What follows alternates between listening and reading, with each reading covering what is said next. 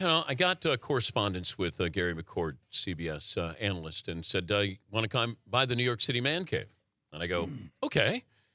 So all of a sudden we arranged a time, and then he was in the back and checking out the New York City Man Cave. And then we thought we could have Celebrity Know Your Romo. And so Gary McCord, longtime broadcaster with CBS Golf, joining us in the New York City Man Cave. Now, you know how this works. Explain it. Okay. Seton, you're the host. Seton? Would you?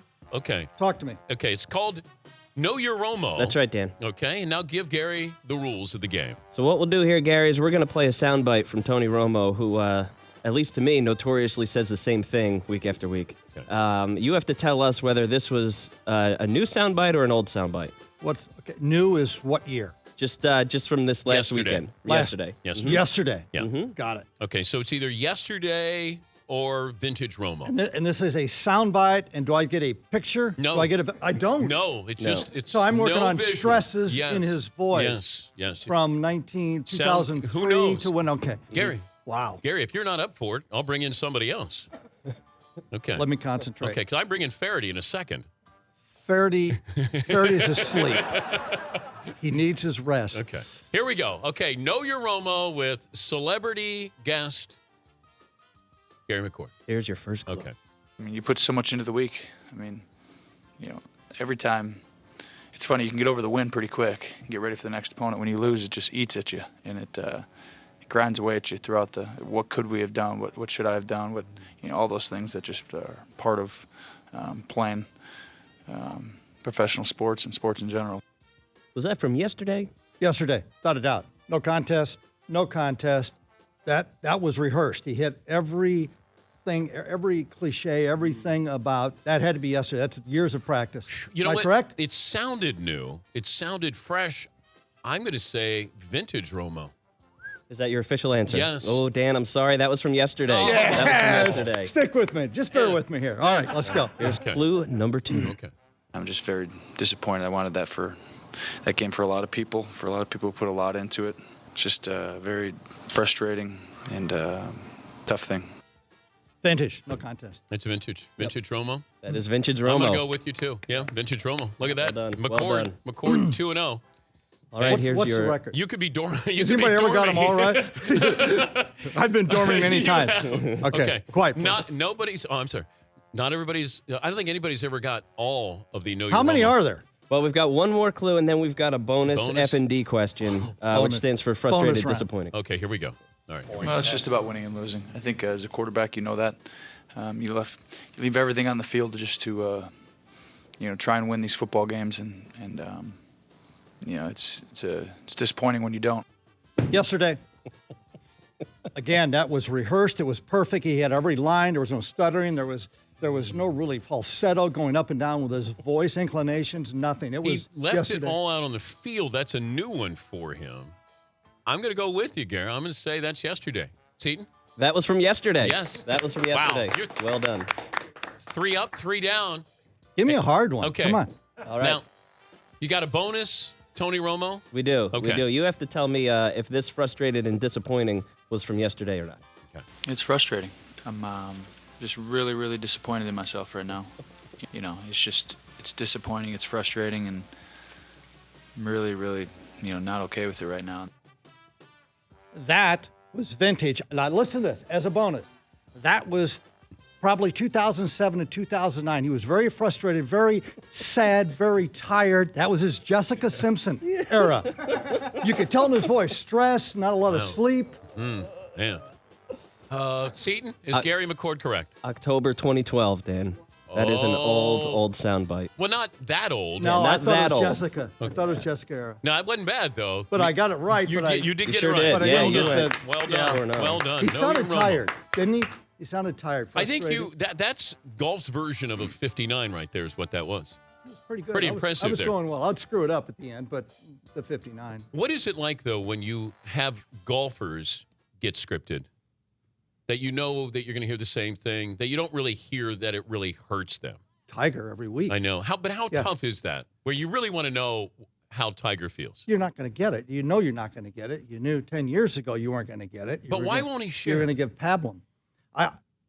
He was very well schooled from the start, 1997. Okay, when you get out there, don't say anything controversial. Don't say anything. Just stick with, I hit a 4-iron. I thought it was a better shot than that. It bounced in the bunker, bad break. I failed to get up and down.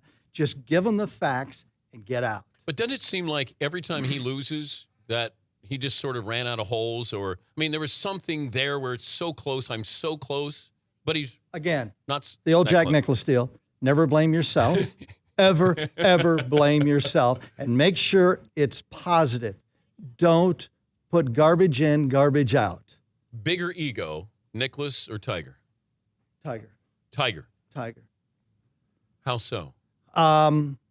Just the way he prances around, which, I mean, you have to. If I was that good, I would prance around like that too. What do you mean prance? Prance. I mean, you watch him walk through, you know, going to the tee and Strut? everything. Struts. His eyes are straight ahead, never to the side. No peripheral whatsoever. Straight away, what do I got to do? Peg it in the ground and go. Jack, I played with Jack a little bit. Usually, actually, I never played on the weekend because I never, come to think of it, yeah. I didn't play with Jack at all. That's right. Okay.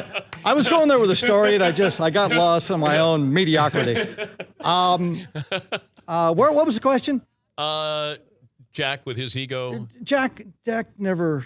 Those guys were more. Jack wasn't as fun, but Arnold was. Great. Arnold had an ego? Arnold was Arnold. Wasn't Arnold James Bond? Yeah, without a doubt. Like, he looked like a badass. You want to be like Arnold, you know, with the sleeves up here and Smoking he's got a the heater. big arm. He's throwing them on every tee, hitching his pants, looking. I'm going to try to aim at that 4-3 and cut it around there to get out of the trees. Plus, women loved Arnie. Yes, they did. Arnie loved women. Where are we going with this? Whatever it is, I'm going to get in trouble. No, let's go back to Tony Romo. Let me give you one of those again. How much fun was it being in Tin Cup? It was a lot of fun. I got the script from my agent, and you look at when you get a movie script, and they say we want your help and you're in it. First thing you don't look at the script, you look at how many times you're in it. Okay, and I'm going through it. And wow, I was in it a few times. Then I started reading it. And I called up Ron Shelton, who I didn't know. I said, okay, where'd you get these stories? And he goes, well, you did them. I said, no one knew that I did the Pelican in Tallahassee. Nobody knew that from a condo, in the back of a condo. He goes, no, it was written. Really, where? And he showed me I didn't know somebody wrote about it. And then I made 16 on the 16th hole in Memphis, and I hit 7 balls in the water, and the drop area was up there, and my caddy kept giving me a ball. Finally, he comes up, and he gets nose to nose. I get nose to nose with him. He's got another iron. I had a 4-iron. I had 220 to an island green. I had 7 balls in the water. And he came up with a 3-iron and a ball. I got nose to nose. I was a little mad. And I said, what's this for? And he says, it's a 3-iron. You have 1 ball left. Because if you lose a ball on the tour and you run out of balls, okay, ROB, the next week, if you open your locker, you duck because they're full of golf balls. And golf balls just come tumbling out. That's the worst thing you do on the tour is run out of balls and have to walk in. So Nothing you put worse. 7 in the water? I put 7 in the water. It was idiocy. I was going nuts. So he read that, and they kind of did the whole thing. It was lifelike. But did Costner, was he trying to play you? Or No. Okay. He was just trying to play, we got him, had to teach him he had a big, long, languid swing. And I first thing, no, you're from Salome, West Texas. The wind blows 1,000 miles an hour. You're going to have a short, crisp swing. Yeah. You're going to knock it down. I'm a technical director now, this movie. You're going to have to do that. And, of course, we argued. And what about the final scene? The final scene was, we're shooting that thing where the ball hits on the green and then rolls off with a 3-wood, right? And I told Ron, ball doesn't roll back on a 3-wood. It goes like that. This is Hollywood. So we sat there, and we had a B team, and we had these guys hitting balls all day. Jacobson, Peter Jacobson, John Cook, all these guys are hitting balls, trying to get it to skid off that thing, off the front of that thing. So they're trying to film the shot. To look like it would be a 3-wood. Okay. That's what I wanted. I want something coming in there hot. That thing looked like a 9-iron coming in there, right? Well, we never could do it. So finally, this guy invented, and we had it the whole show, this gun. It was a gun with these giant tanks of compressed air. And it was a bazooka. And he'd go, Gary, Ron sent me over, watch this guy. I think it's James was his name. Craig, whatever. So he's got this thing, and he's going boom, boom. And I go, okay, hit it to that green. He says, you want me to hook it or slice it to 150 yards? Slice it. How much you want it? Back it up. What? So anyway, this thing could do everything. And then I found out he had one that could go 400 yards.